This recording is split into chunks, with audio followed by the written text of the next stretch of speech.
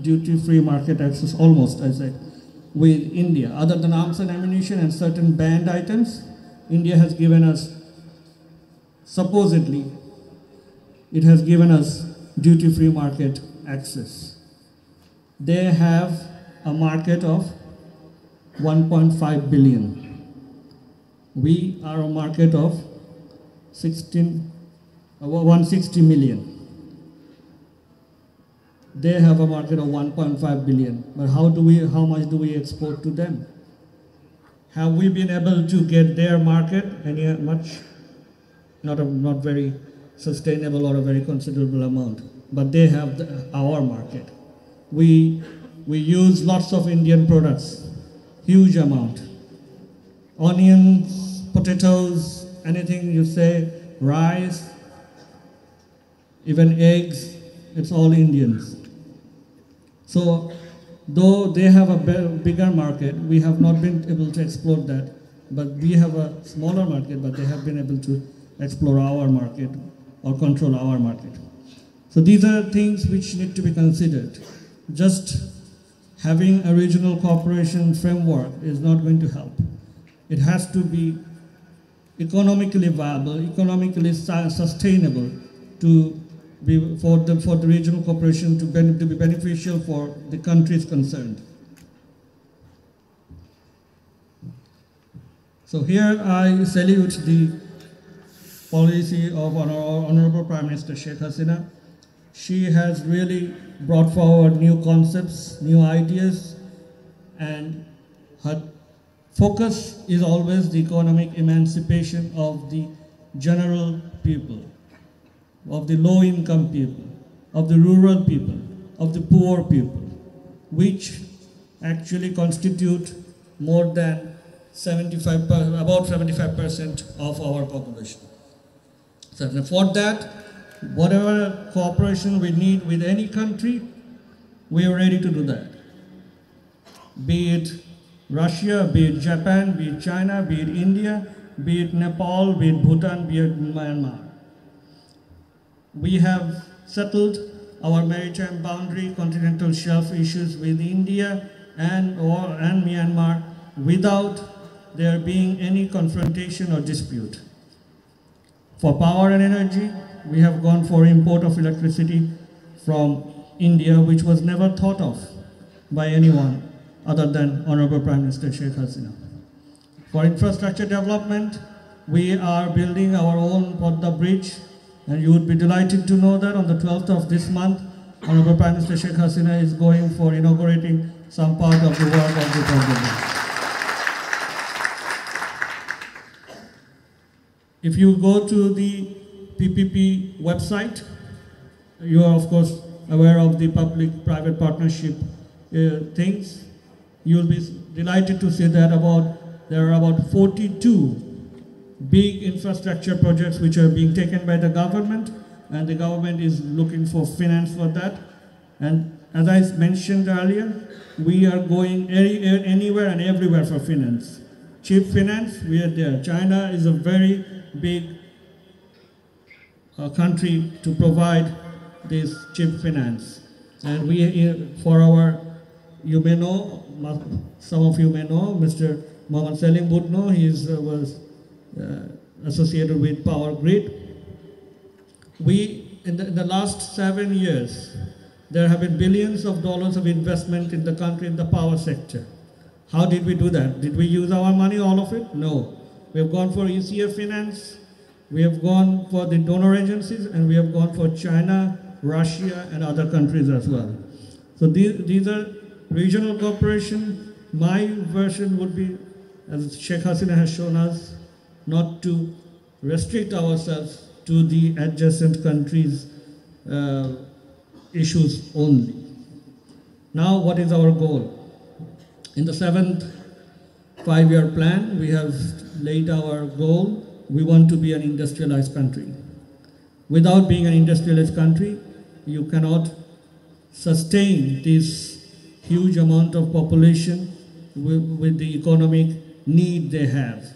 So we must be, earlier, about 20 years ago, 42% of our GDP was we would rely upon agriculture. Now that has gone down. Now about 29% of our GDP comes from industry. We have to increase that to about, even if not 50%, about 40%. That is the main goal. For that, we need foreign direct investment, FDI. We have to have about $10 billion of FDI every year. Nowadays, we have about 4 to 5, but we do have a potential to have about $10 billion of dollars equivalent FDI in every year. Why? Because we have crossed the lower least developed country, lower income. We have come to the lower middle income country by having a per capita income of about $1,300. We have a very vibrant middle class. We have a very vibrant young workforce. Our middle class, the consumer spending of the middle class is huge. The world organizations have recognized us as Frontier 5. We have, for the last 6 years or 7 years, we have been having about 6% growth rate. We expect to have near about 7% growth rate this financial year. So we have all the potential to have the foreign direct investment and to reach and become an industrialized country. Now, so far for Bangladesh. Now we come to how these professionals, the members and the students of ICMA, how you can contribute, how you ought to contribute, how you ought to prepare yourself. There is huge prospect, huge potential for the professionals of Institute of Cost Management and Audit, accountants. As the Honorable President and the former President have stated, we have already, in the Financial Reporting Act, we have already introduced the ICMA, but the Financial Reporting Council has to be formed, and we are looking forward to that. And since the politicians are being invited to give something, so I have to give this to you. So I would be delighted, actually, because I myself is a professional, and I want to see the professionals grow. So I want to help the professionals. So this is definitely an issue which we would take.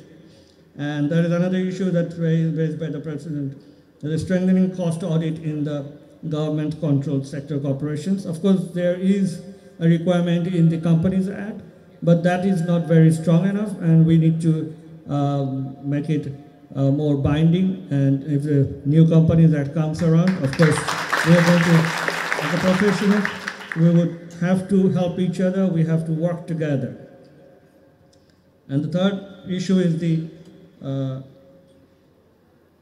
here I would like to raise another issue, and that is not only sector corporations, that should not be the goal of the professionals or the members or the students. The goal is to how you take part, you contribute for the growth of the country. And there you have to make sure, that you provide the highest professional service to the multinationals, to the foreign investors, to the foreign companies who would be coming to Bangladesh. How did Singapore make it happen? Singapore is a country where the professionals have proved that they provide the best service. It's a service-oriented country. Here, not only the professionals, all the service sectors. It's one of the best service-oriented. The country's economy is based on service. So the profession is a service. We have to give our best and of the highest standard to those people who will be coming to Bangladesh.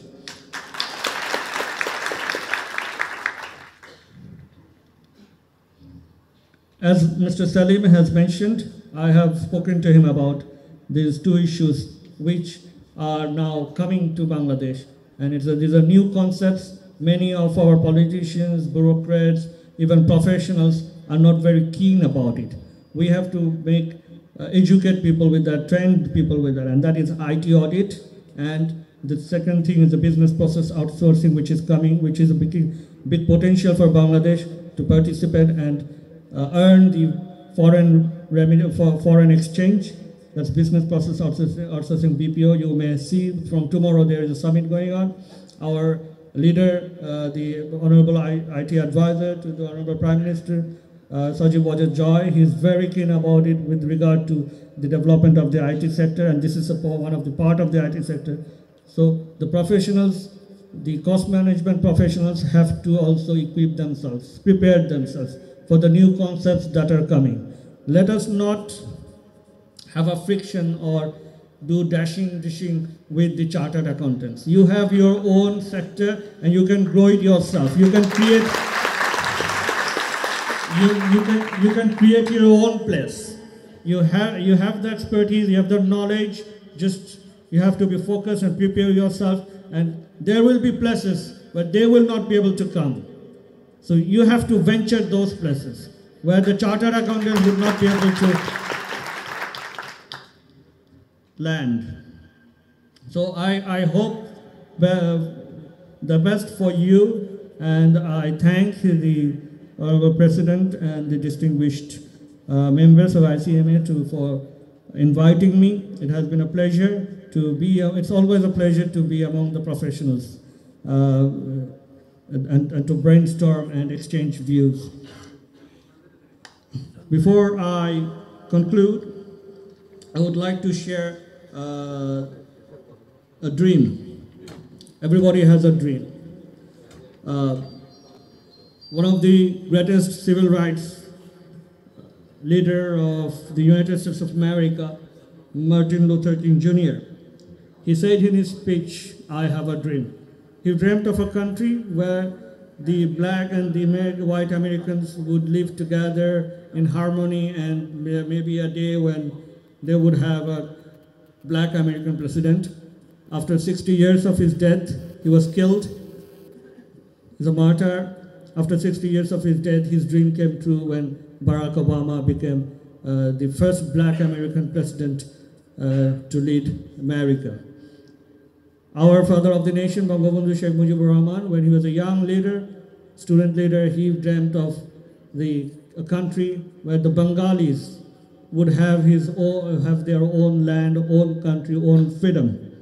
That came true when he declared the independence of Bangladesh on 26 March 1971. So we all have a dream. Our dreams may be smaller, but we always have a dream. And we always go forward to make that dream come true.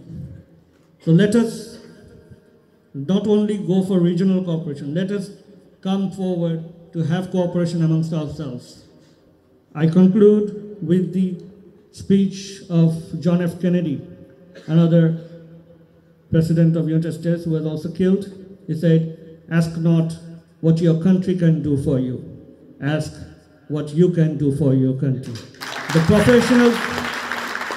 professionals are in the best position to give their country their best. Let's do that. Thank you so much. Jai Bangla, Jai Bangla.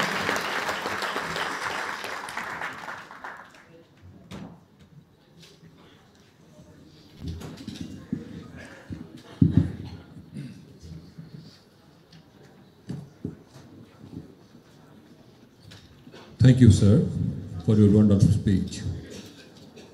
Now it's time for presentation, crest and gift. I would now request President ICMAB to hand over the crest to our chief guest.